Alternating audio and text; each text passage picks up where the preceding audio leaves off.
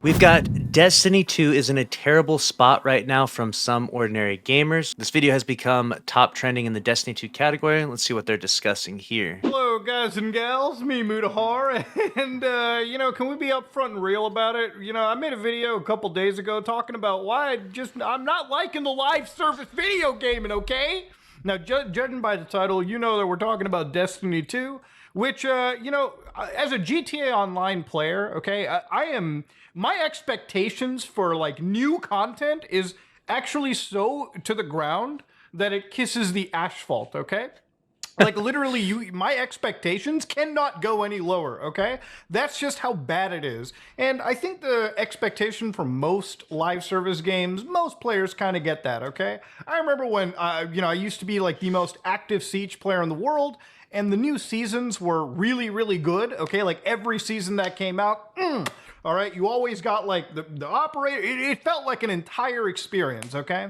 Haven't felt that in years at this point, okay? I'm not aware of this because I only play Destiny 2, but is that the way it is with a variety of other live service games? Are the standards just really, really low for these games when it comes to new content? It would kind of make sense to some degree. Like, they can't completely reinvent the game every season or every year, but apparently the standards are pretty low. Destiny 2 is one of those games where I'm going to straight up say it, it's a good game. It plays well, and if you want to ask my history of Destiny, I'm not the most active player, so this is a video that's coming from the perspective of somebody that doesn't dump 80 hours a week into this game.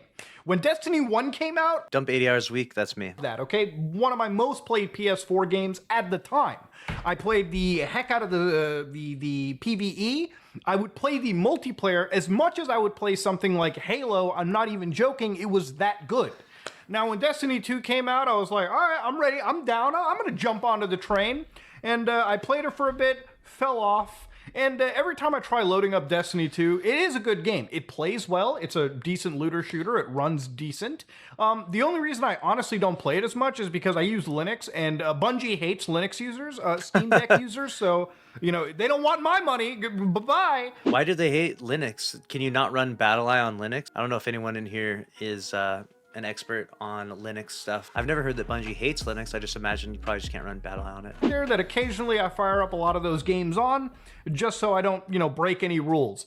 But the game plays well, okay? Anybody can load up Destiny 2 and say, yeah, it's a decent enough game. It's a fine looter shooter. The problem with it is, like, before you get to the, the game part, you always have to dodge the stupid cash shop in the beginning. Every time you load up Destiny 2, it's like, you're like Neo from the Matrix trying to avoid all the stores that are invading you. Now, to understand, Destiny 2's breakdown is like this, okay? You sign on to the game, you go to the hub world, you have a bunch of quests that you can do, and generally you can choose to play the game, in PvE fashion. You can do Vanguard missions. If you like PvP, you can do the Crucible. And if you like, the Gambit, which is like PvE VP, like teams of 4 and a bunch of AI, then that's, your level up tree right there. And generally, I've always felt that if you liked a certain aspect of this game, you could just exclusively play that and earn whatever, gear set you wanted. Yeah. Now, there is a definite grind to Destiny, okay? There's a 40-hour work week requirement. But then again, in modern live service games, when is that concept not true? I mean, it's not to that extreme, but if there's a high amount of time you need to put into the game, that means that there's stuff to do in the game, And it's not necessarily bad. It's bad for people trying to play the game casually, but that's where Destiny really struggles is this a game for casual entertainment, enjoyment, or is it for a more hardcore crowd? And Bungie sort of dips their feet in either pool from time to time. Sometimes it's very hardcore, like, for example, Last Wish and how difficult that raid was. And sometimes it's more for the casual crowd, like Root of Nightmares. And it goes back and forth from year to year and from season to season. I don't think that it's necessarily a bad thing to have a lot of time to be able to sink into the game. I think that's sometimes, in some ways, a good thing. Sadly. Now, literally a couple days ago, Bungie posted the most cope thread I've ever seen in my life. Now, Bungie, who recently did split, not recently, but they split away from Activision. I think now they're part of, like, Sony. So, to understand, this is the state of the game, August 2023, posted literally yesterday, okay? And this is where, like, they pretty much tell people to lower their expectations for their game. Now, generally speaking, there are two facets of Destiny 2 that have a pretty sizable player base. One of them is the PvP, because it's a, it's a shooter game. You're gonna have a PvP segment. And Gambit players, which again is the PvE-VP. So let's go into it, okay? Guardians versus Guardians. Thanks to the hard work of multiple teams, we've delivered several additions to PvP over the past few seasons. This includes the launch of Competitive Division, blah blah blah, revamp of the Trials of Osiris, whatever. The most frequent feedback we see is that there is just not enough new PvP content, specifically new maps. To set expectations, our studio structure is built to support more overarching updates to PvP like the ones above, rather than focusing exclusively on maps. When we do focus our resources on building new maps, it comes with a trade-off to multiple teams' bandwidth on work that contributes to a variety of experiences the players hold dear, such as the new story and the exotic mission content. So again, pretty much building new maps for this game takes away the resources from, I guess, other parts of the game that people play.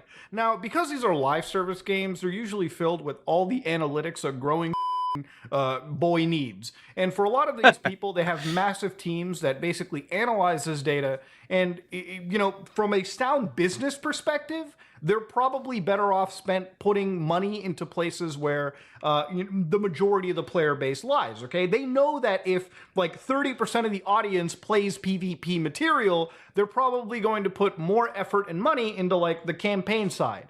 Do I think that's okay? It's a great business sense, but generally the idea here is that, people who are starved for content should just temper their expectations, okay? Because they're pretty much not important enough. To be fair, it is like a smart business practice to obviously allot more time to things that deserve more time, that generate more revenue and stuff. It's just when you have all these moving parts, you do need to give maybe a little more attention to these things other than like one new PvP map a year as being the standard. It's like one new PvP map per year that's like, is it really that hard to do? Like, I understand it's not easy. I understand I probably couldn't make a PvP map. Maybe.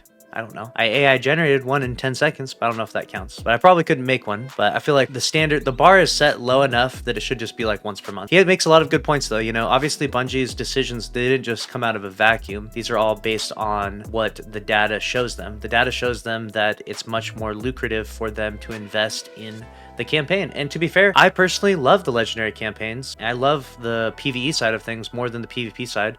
I'm happy with PvE getting the primary focus. But if PvE gets the primary focus so much that we just ignore the PvP altogether, or next to ignore it altogether, that's where you have the problem. That's why people are upset. It's like, we get it. It's a PvE game, but still doesn't mean you ignore the PvP or Gambit for that matter. Oh yeah, what do you got going on here, buddy? Update on our advances to game security to combat cheaters. Boy, that is like the most generic that any live service game can say. Yeah, we're updating our anti-cheat, okay? You're gonna get less cheaters. Every game does this, okay? Thank you for basically stating something that everyone already knew. Now for season 22, God, that's a lot of seasons, man. We have a new Vex network-themed map debuting along with the new Relic 6v6 mode. So I guess, you got this new kind of like cyberpunky map. Speaking of the last expansion, Lightfall, probably one of the most dog expansion packs. Can I just explain one of the biggest issues I have with Destiny? Primarily, and one of the reasons why my friends don't get into this game. When you buy Destiny 2, you're not just buying a game, okay? You're buying the ability to walk into a store, okay? And what I mean by that is, anytime I pitch this game, I'm like, hey, you guys want to get into some Destiny 2 with me? Oh, sure, Mood, I'd love to. And then you open up the store and you look up the prices for the expansion packs, and all your friends are like, yeah, I'm kind of good, man. I mean, say what you will about GTA Online, but you buy the game once and you can grind for all the expansion stuff that comes out. Destiny, better get ready to take out some second mortgages, okay, to keep up with this game's pricing scheme. And obviously, Bungie, big company, all right, I believe they're in the multi-billions, all right. In fact, not just Bungie, but they're also pretty much like, they have a ownership stake from Sony.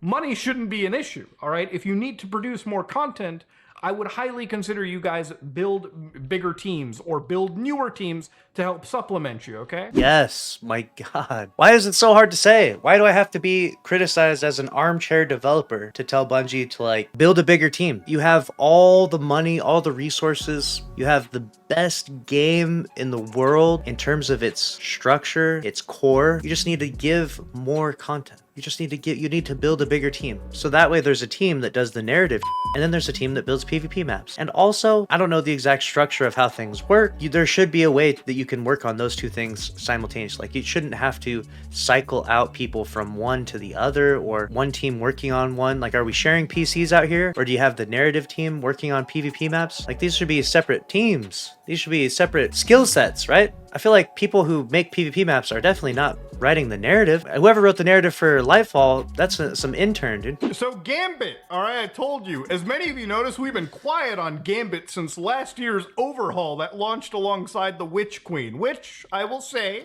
was a pretty decent expansion. In that revamp, the team made significant changes across 5 categories, okay? But they also say, while we don't have plans to dedicate more resources to significantly transform Gambit, we do have a few updates planned for the year of the final shape. These include porting the Cathedral of Scars map and its beautiful Dreaming City setting to the latest version of Destiny. You guys are getting a map port! You ain't even getting anything new! At least the PvP guys got a new map! The Gambit people got nothing! Oh no. Oh no. No. Oh man, you can't make this up. God damn. Leave us alone. Armor set rewards. A long time ago, we shared a plan to address concerns on reward balance. Players have pointed out that we didn't release a new armor set for the Ritual playlist. With Lightfall, they'll release the Eververse expansions, you know, the paid for skins up the those will drive right into those hit the roadmap like a drunk driver on Mardi Gras, bro. not the Ritual playlist stuff. No, none of that. You know, it's very rare that even the Ritual sets look good enough to use, but anyways. Delivering Ritual armor sets of the rates we have in the past have become increasingly challenging, especially considering these sets have historically had a very low adoption by players. Yeah, because they're ugly, okay? You save the good ones for the cash shop, which I get it, okay? You want people to spend big money, but you can't just release dog shit and say, yeah, well, people aren't using it. Of course they're not, okay? They're human beings, not rats. At this time, we are amending our delivery plan for how often we refresh these sets, and will no longer be creating a new set for every... I mean, this is just hilarious to me, man. To be honest with you, I didn't expect much out of Destiny. Like, my expectations were low, but holy they have managed to take those expectations and slam them to the goddamn center of the earth, ladies and gentlemen. I think one of the best showcases on the community is this. He was forced to make one new armor set and recolor it 3 times. Truly some Daily Motion levels of content quality. Now, to understand, obviously the Destiny 2 players are pretty pissed off in this situation, and rightfully so. You know, I think a lot of people say, oh, but Bungie's that little indie company. Maybe it is really hard for them, Muda, to make this new content. And at the end of the day, look, if you're going to keep a game running like this for so long, and you want to try to keep players' attrition rates necessarily high, then you should really commit to producing a level of content, at least content that you previously, committed to an extent. You know, one of the things with Destiny 2 is, like, it's a great game. It really is a good game. I would not be making this video if it wasn't for the fact that I've had hours put into this game, and I've genuinely enjoyed my time.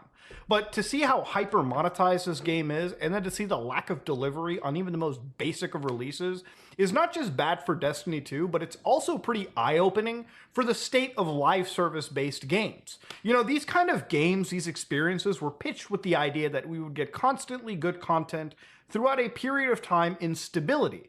But in reality, in this situation, this is one of the most hyper-monetized games out there. They make a crap ton of cash. They definitely have the money to constantly evolve and build newer teams to meet up with that demand and provide at least what should be baseline levels of content.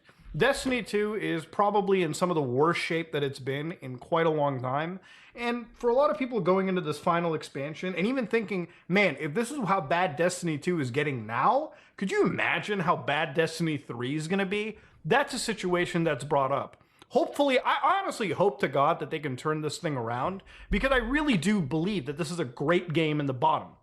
Like, at the end of the day, the core Destiny 2 is great. It's just everything surrounding it is a pile of fecal matter. And realistically, for gamers, you don't have to spend your money or your time playing Destiny 2. There's far better games out there right now, even in the same vein.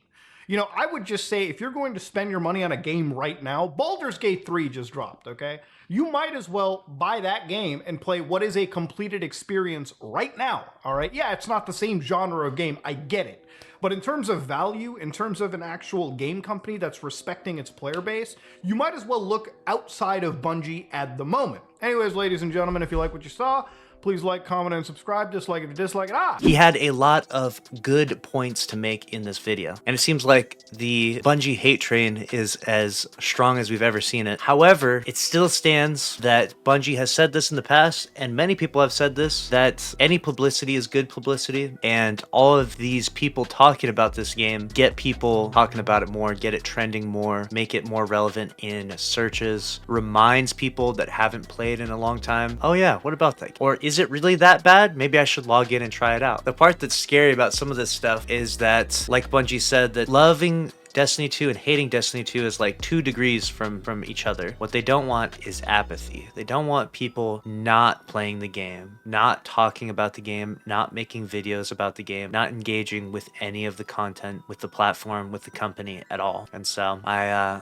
sometimes wonder, not that this is Bungie's marketing strategy per se, but I sometimes wonder what the resolve of this is going to be, you know? I feel like it's going to be okay. Like, I don't think that it's going to be the death of Destiny as everyone wants to make it out to be, but I sometimes wonder what the future of it, what happens from all of this, you know? And does it end up having good publicity effects for Bungie, you know? I wonder. For example, when you hear something like this and you're like, oh, I wonder how bad it is, you log in, you play, it might not be that bad if you're a returning player. You might jump in, be like, why is everyone complaining about this game? You log in, and what's going to happen when you first log in? You're going to have a ton of things to do, a ton of missions to do, a ton of dungeons. It's going to cost you a bunch of money, sure. That might be your first complaint. There is a lot to do. You're going to jump into PvP. It's going to have skill-based matchmaking. You haven't played in forever, so it's going to give you the easiest games of your life for the first hour. You might not hate it, you know? Who knows? Who knows what who knows what 6 months looks like from now after the immense backlash, but I'm definitely curious to see. Definitely curious.